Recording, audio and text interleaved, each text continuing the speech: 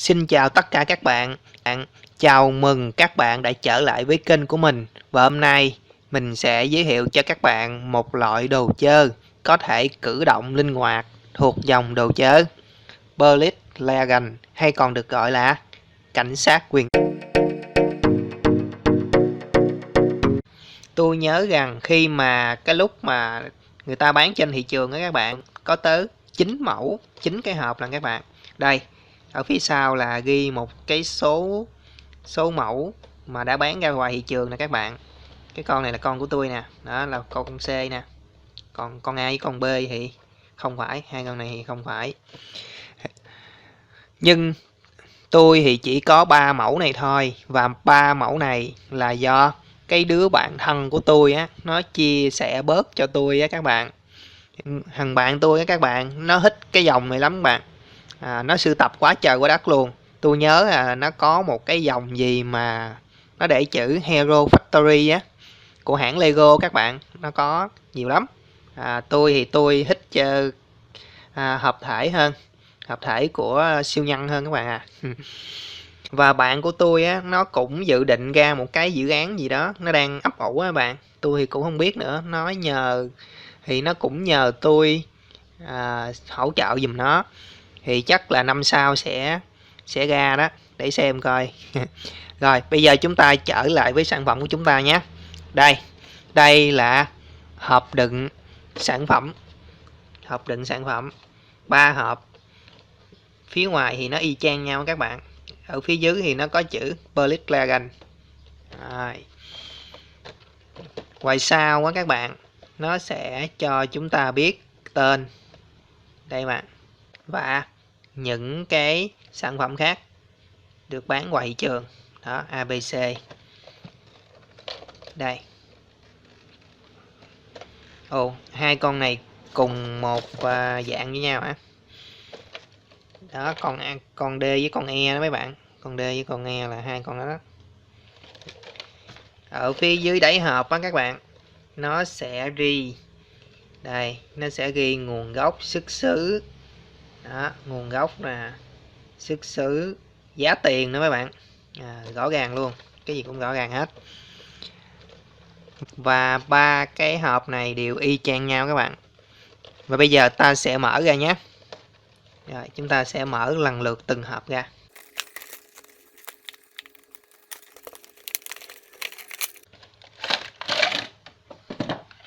Và đây là sản phẩm của chúng ta các bạn.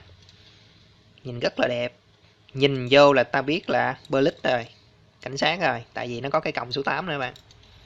Để tôi lấy ra, đây, còng số 8 nè. Đẹp nha. Cái này y như là hai cái vuốt của nó các bạn. Hai móng vuốt của nó. Cái dòng này á, tôi cũng thích cái dòng này lắm, tại vì nó có thể cử động linh hoạt được. Đó, cử động không ấy luôn. Còn ở bên cái hợp thể của siêu nhân á, thì có một số thôi, một số con nó cử động thôi, cử động linh hoạt thôi, đa số thì nó giới hạn hết. Mỗi dòng thì nó có ưu điểm và nhược điểm của nó. Rồi bây giờ chúng ta mở con thứ hai nha, để con này qua một bên.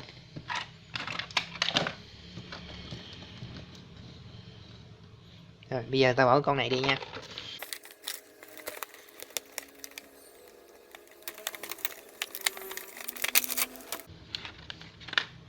Đây là con thứ hai của chúng ta nè các bạn. Con này á thì nó có móng vuốt, là có 3 cái móng vuốt. Wow.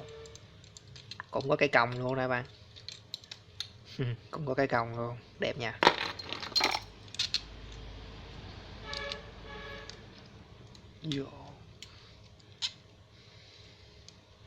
Rồi, chúng ta để qua một bên. Bây giờ ta đến cái con cuối nha.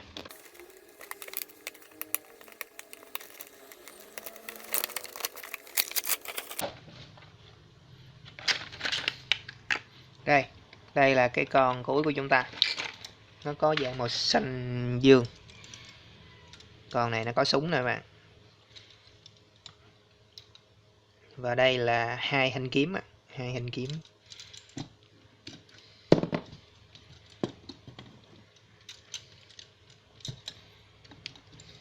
Song đao. Cũng có cái còng luôn bạn, nhưng mà cái còng này còng màu đen.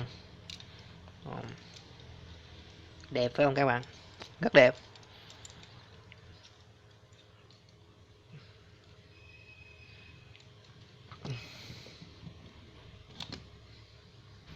Và bây giờ tôi sẽ thực hiện một số cái cử động cho các bạn xem nhé. Các bạn theo dõi cùng tôi.